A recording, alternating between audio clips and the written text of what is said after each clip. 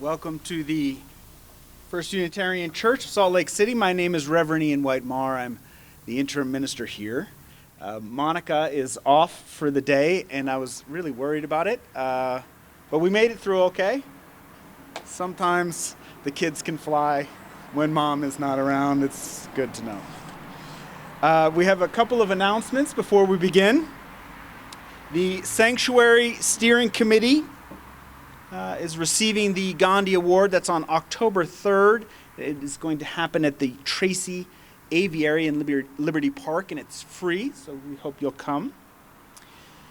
On October 1st at 6 p.m., there are still a few tickets left for our auction event, which is Jazz Noir in the backyard of the Lazars, right here. Super sweet people. You're nice. Mostly. Definitely.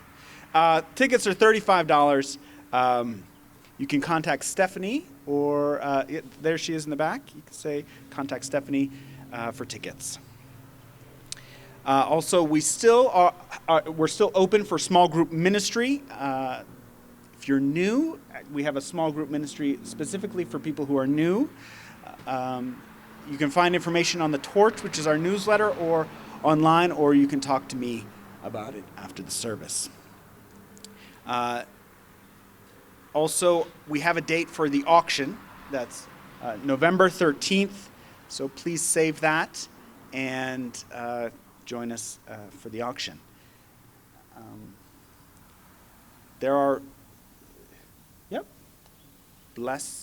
you need a hat or an umbrella, there's one right behind you. That's what they're there for. Don't worry about sight lines. Put up the umbrella. For people who are watching on Zoom, I will join you at 12:30 after the service. We'll do a little coffee hour here on the plaza with the people, and then I'll come find you online. With that, let's begin our service with a poem by Olive Schreiner. I dreamed I saw a land, and on the hills walked brave women and brave men, hand in hand. And they looked into each other's eyes, and they were not afraid. And I saw the women also hold each other's hands. And I said to him beside me, "What place is this?" And he said, "This is heaven." And I said, "Where is it?" And he said, "On earth." And I said, "When shall these things be?" And he said, "In the future."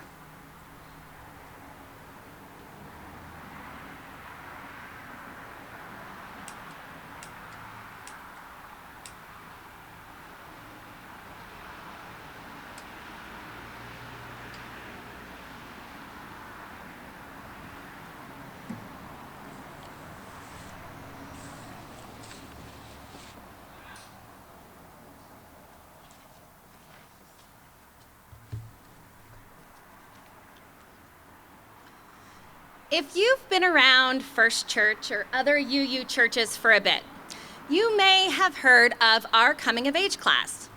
It's a class held for our late middle, early high school kids to explore Unitarian Universalism and their own faith development.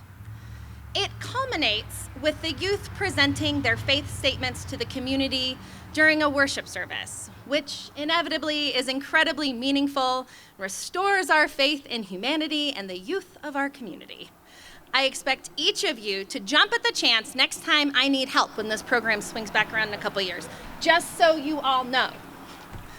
One of the activities in this curriculum is called God's Basket.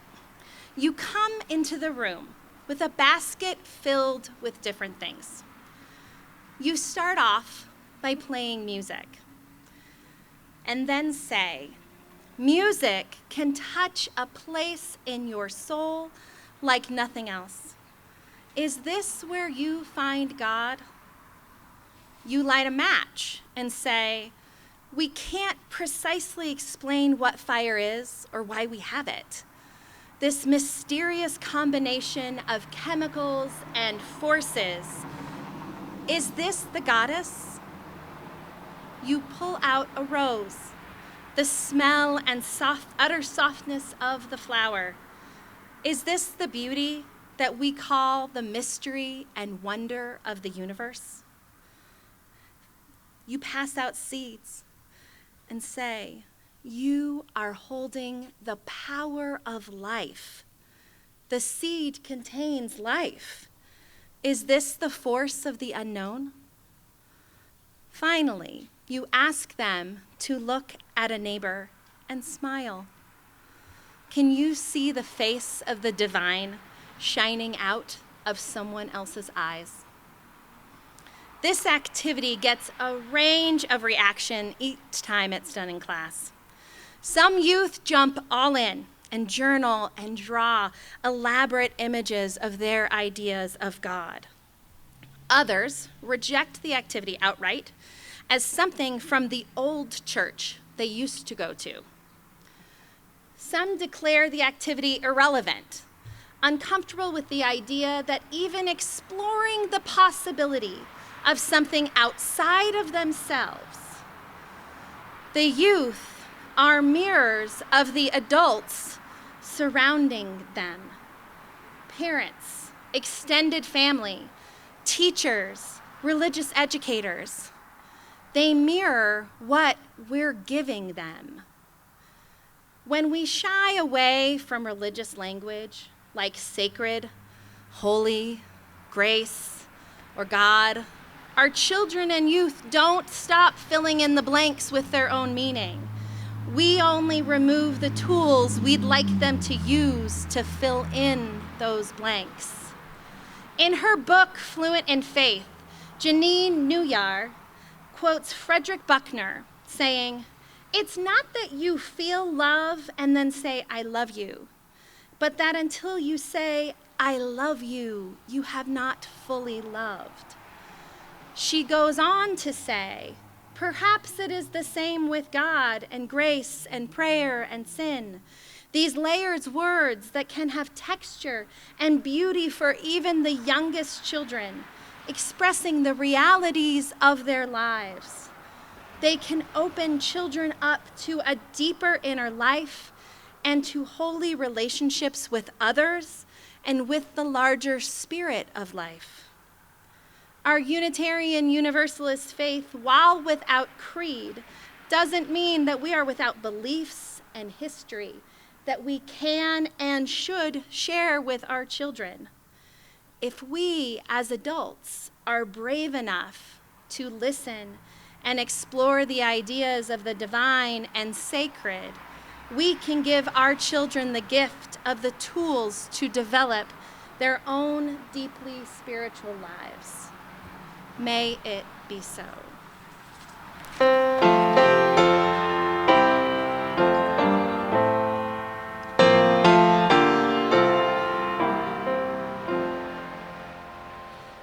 Grieve not your heart for want of place, nor yearn for easy praise, but fit yourself some task to do, and well employ your days. From wise and foolish both alike, we should all try to learn, for one can show us how to live, the other what to spurn. But this above all else obey, it is the best of both. What you do wish not done to you, do not to other souls.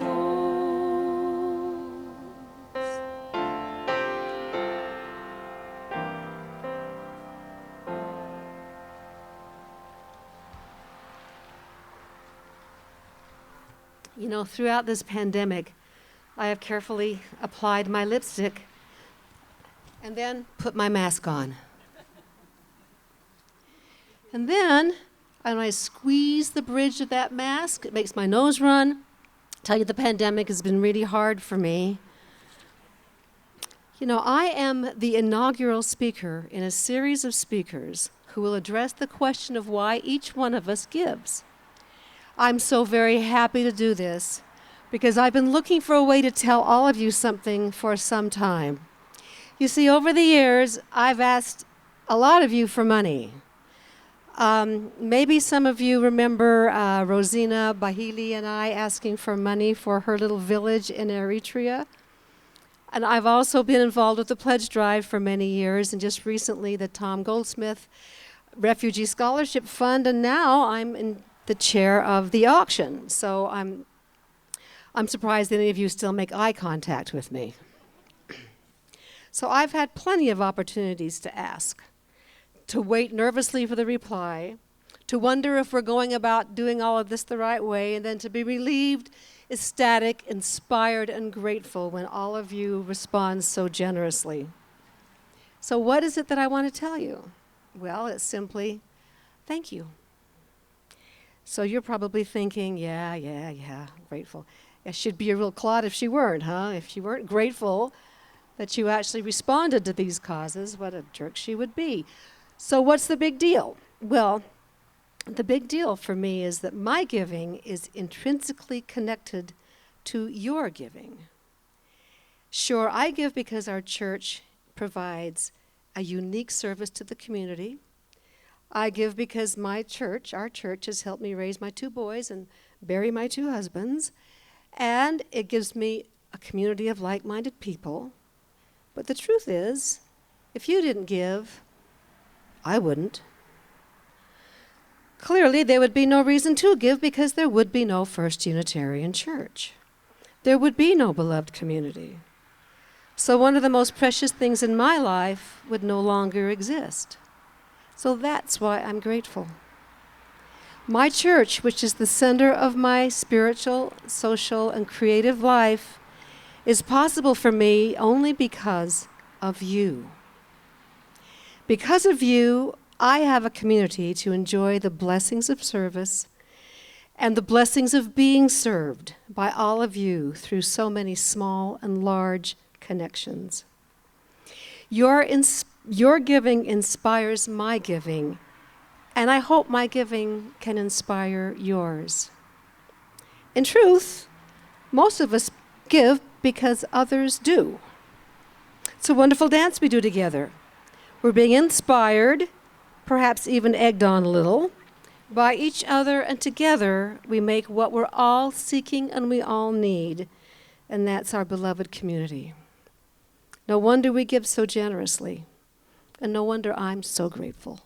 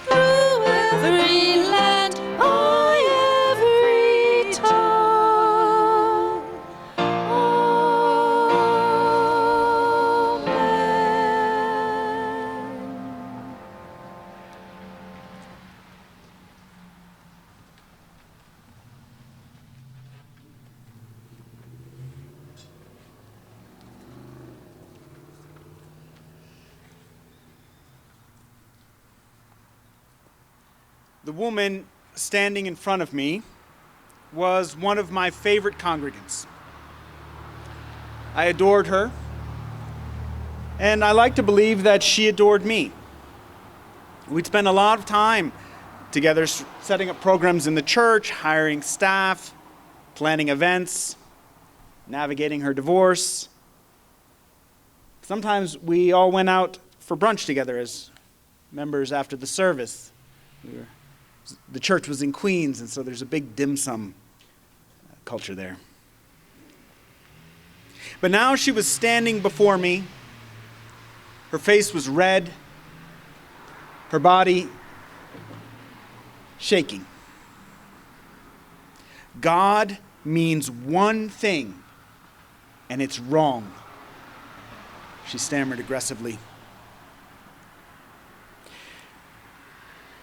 Now, before we unpack that statement, understand that this woman was the chair of the religious education team. She was chaperone for our program, Neighboring Faith, which brings our kids to other faith communities in the neighborhood.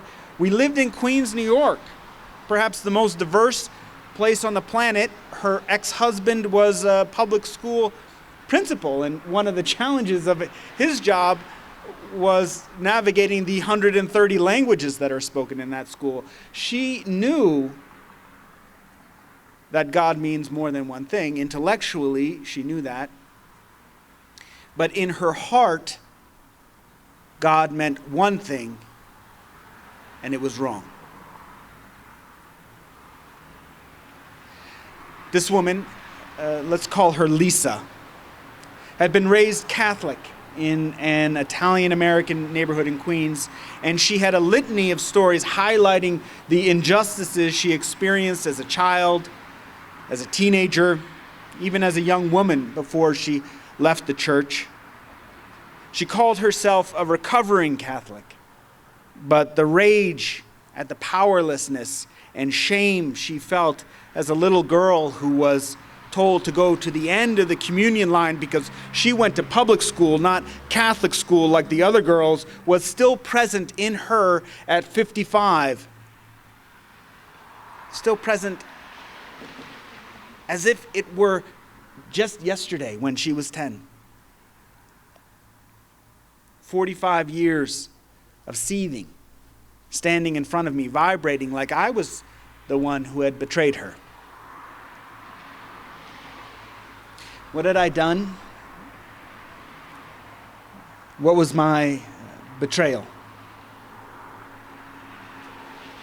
Well, in my sermon, I said that I had been exploring my relationship with God. Now, this conversation took place in 2008, 2009, and there was something shifting in me as a human being. I was beginning to follow a longing I had felt in my body and in my heart for a long time, but really I was too ashamed to explore. I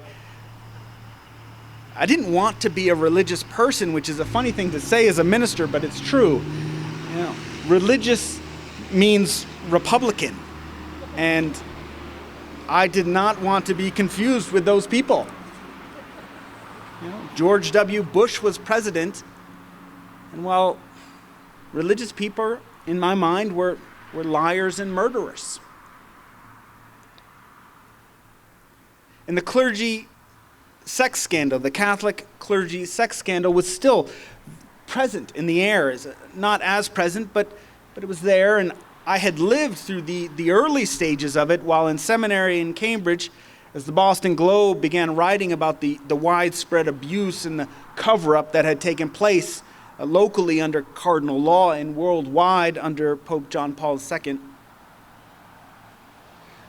You know, I was able to see the horror up close, and we had so many discussions while in seminary about the unquestionable and unassailable authority of the priesthood that allowed for this level of abuse to go on for so long. But in our many discussions about spiritual abuse, so much of it was still connected to sexual exploitation. Even 8 years later, as I listened to Lisa tell me about how she was raised, I honestly never connected it to abuse because it wasn't sexual. But it was abuse. She had been spiritually abused. And here was her minister, who she adored, and he was preaching about exploring his relationship with God, and she was so worried that I was going to do it all over again to her. I didn't know what to do in that moment because I didn't understand that she had been abused. I understood that she hated how the nuns had treated her, that the theology made no sense to her, that the extreme wealth and hoarding seemed to exist in contrast to Jesus' message about serving the poor, and that there was hypocrisy. But I didn't understand the spiritual abuse. In my defense, I was only a few years out of seminary, and they don't actually have any classes on spiritual abuse in seminary. It's not that my seminary was necessarily invested in spiritual bypassing, but like a lot of institutions and people, they were invested in the idea that religion in the abstract is good and pure, and it only deviated into damaging places as the result of certain people. But I now believe it is this investment in the idea that there is some ontological goodness, some ontological purity apart from it all that actually is what gets us into trouble. Even Unitarian Universalism, which has been set up as a parry to so many of the religions that raised us, has a shadow, an unexplored shadow. But we'll get to that in a minute. Before we get there, we need to talk about what actually happens to victims of spiritual abuse. And for the purpose of the sermon, I'm going to define spiritual abuse as the coercion and control of an individual in a spiritual context. The abuse may include manipulation, exploitation, forced accountability, being silenced, pressure to conform, pressure to keep secrets. There may be the misuse of scripture or misuse of the pulpit to create obedience.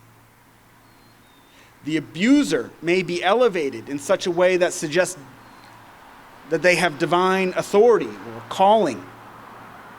It often exists within a system of stories, images, metaphors, and events that constructs a worldview. But the spiritual abuse is experienced by the targeted person as a deeply emotional, personal attack. Now, I want to parse one dimension of this framework a little bit. Abuse is the harm inflicted on a person. Trauma is the impact. When Lisa was standing before me as a 55-year-old woman, she hadn't stepped into a Catholic church in probably 30 years. The abuse was in the past, but the trauma was there in that moment, and she had lived with 30, 40, maybe 50 years of trauma. But what was so traumatic? Because of the context that is created by family, friends, and church, even the local culture, making a decision to leave an abusive situation can have material consequences like being kicked out of your home, alienation from family, friends, community. But it is also understood that on some level, you're disobeying God, which threatens beliefs like the meaningfulness of life, of the world, of the self. It can even feel like a threat to some people's very existence, i.e. being condemned to hell, which can leave people in chronic states of fear and self-blame. To resist spiritual authority is to resist God, which can feel like spiritual suicide. This can lead to people feeling betrayed by God or seeing God as complicit in the spiritual abuse perpetuated by family, friends, and community. The experience of spiritual abuse can be so traumatizing that it can actually impact the neurochemical regulation of our brains to the point of disrupting the chemicals that regulate our stress and fear responses. There are people who live in such fear of God due to the way that they were raised, that they have panic attacks whenever they have to walk into a church. And there is something profoundly tragic in that spirituality means breath. And the spiritual abuse has literally taken the breath away from these people. I'm reminded of a poem by Emily Dickinson. There is a pain so utter, it swallows substance up, then covers the abyss with trance. So memory can step around, across, upon it, as one within a swoon goes safely, but where an open eye would drop him, bone by bone.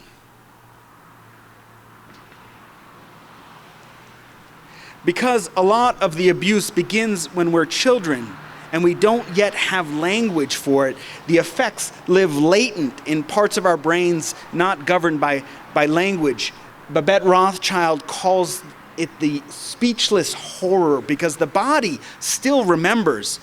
We just don't know how to talk about it. People who at one point may have expected God to be a savior or at least a protector, may now begin to understand God as cruel or guilty, or in the case of my congregant Lisa, just wrong. God is just wrong.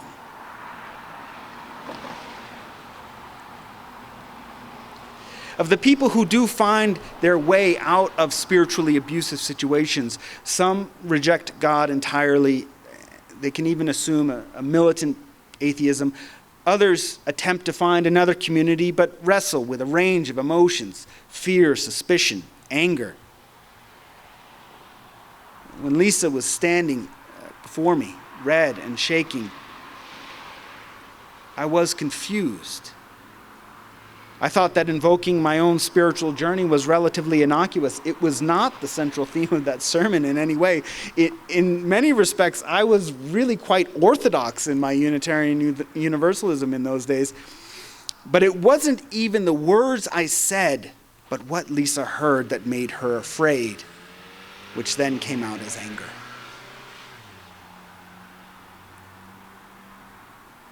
Now, the next line is not for everyone here. I hope those who don't need it can just let it come for those who do. And it is simply this: no one should be abused. You did not deserve to be abused. If that's what happened, you did not deserve it. And I am here for anyone who wants to talk. If you feel angry, please know that anger can be liberating and spiritual. There are all sorts of spiritual guides and guidance that say we should transform our anger into something sweet, compassion. But this is weak theology that conflates anger with aggression. But anger and compassion coexist on the spiritual path. To care deeply is to be angry about oppression and abuse. Anger can help us overcome fear and take action. Anger is a spiritual emotion. You do not need to feel bad about feeling anger at all. Now, there are a few types of anger. There is righteous anger, which is grounded and understands how to help. There's anxious anger that is reactive and confused. And there's manipulative anger that is used to manage people for our own selfish purposes. We probably all have experienced or even lived out that anger in one way or another. So we must be able to listen to our bodies to know which of the angers we're dealing with. But rejecting emotions is not the path.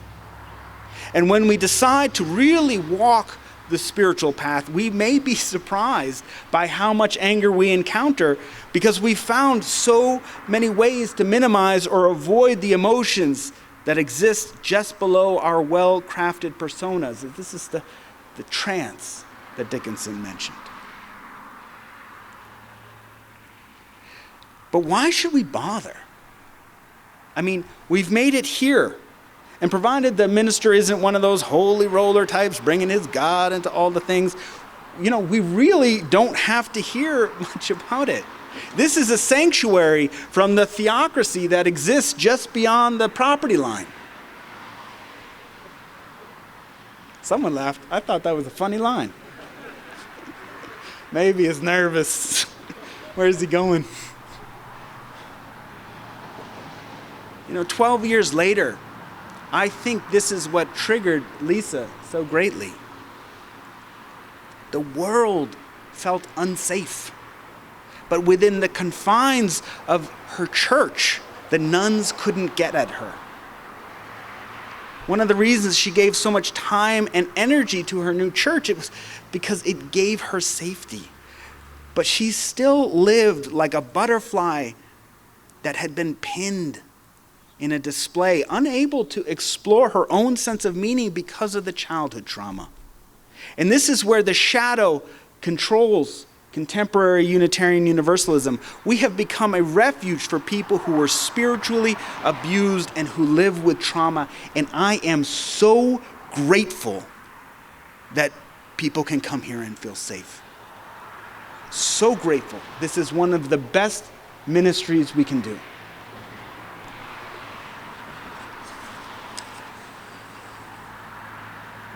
But in some ways, the abusive organizations continue to control, continue to circumscribe what is possible here because we haven't talked about the trauma. Now, I hope you don't hear me saying this glibly. I don't live with spiritual trauma. I was raised Unitarian Universalist. You raised me well. But I do live with trauma that comes from abuse. I haven't spoken to my abuser in years. Most days I don't think about it. Some days I do. Dealing with how we were raised is not easy. I'm not asking you to do an easy thing. But I believe in liberation. I believe it is crucial for us to explore how we can use our experiences to heal a society dehumanized by injustice. Liberation theology, popularized in Latin America and in African American communities here in the United States, invites us to seek revelation in the poor, because God is incarnated in the poor. Perhaps we have our own liberation theology that invites us to seek revelation in the trauma.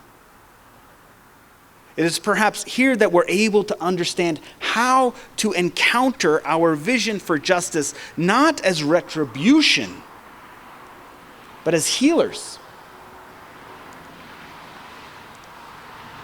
The Sufi poet Rumi, and in particular the translations by Coleman Barks, which, they have been the best-selling poems in North America in any genre for over 2 decades. We love, as a people, as a culture, we love sacred poetry. We love it more than any other kind of poetry. And while Coleman Barks has been criticized for removing some of the more explicit Islamic references, everybody knows he's a Muslim, a devout Muslim, singing to his beloved, to God. And one of the main attractions of his poetry seems to be this direct spiritual connection and the insistence that revelation has not ended. It exists right now, in this moment. Religion helps us explore our origin and our destiny. It shapes the meaning of things and events and gives us access to the incomprehensible mystery. I believe it exists because there is a longing in each of us, a longing for connection and communion. And this is why we read so much Rumi, even as the major denominations are watching their membership numbers collapse. I'm not saying you have to find God or anything like that. And if you do, it does not have to be a loving, compassionate golden beam of light. It could be a fearsome warrior who defends the defenseless. I don't care, truly. Could be anything, could be nothing. I just want us to take out the pin that allows the abusers to continue to determine what kind of religion we do here. The pin that doesn't allow us to sing our own songs, that blocks our access to revelation. We should bother because there are people who need us, people who need to hear a story of liberation. And it is our experiences as healed beings that can help them.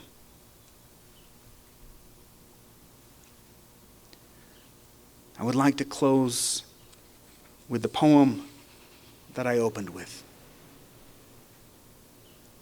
by Olive Schreiner.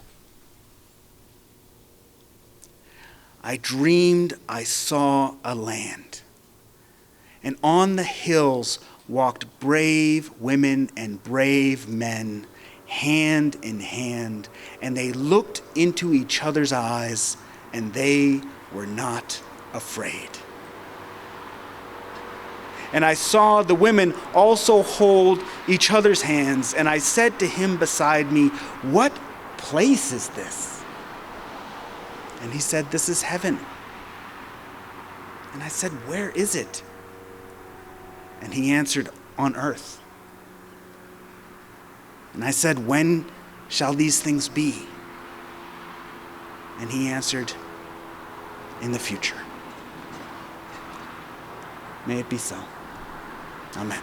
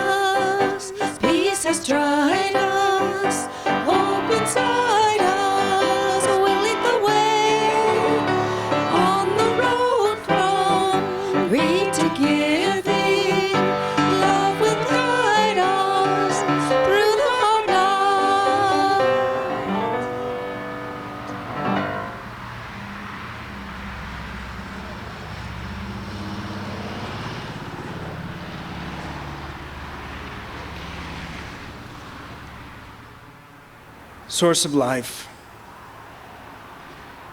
God,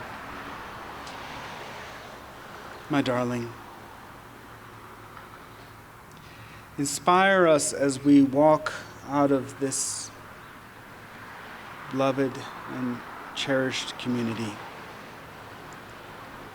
so that we might bear witness to the worth and dignity of every being. It is not earned, that just exists in each and every one of them. Awaken us to the transcendent experience of unity, where the ego falls away and we understand that we are one being, beyond birth, beyond death. and fill us with grace so that we might live into the courage, so we might be the healers that this world so desperately needs. Amen.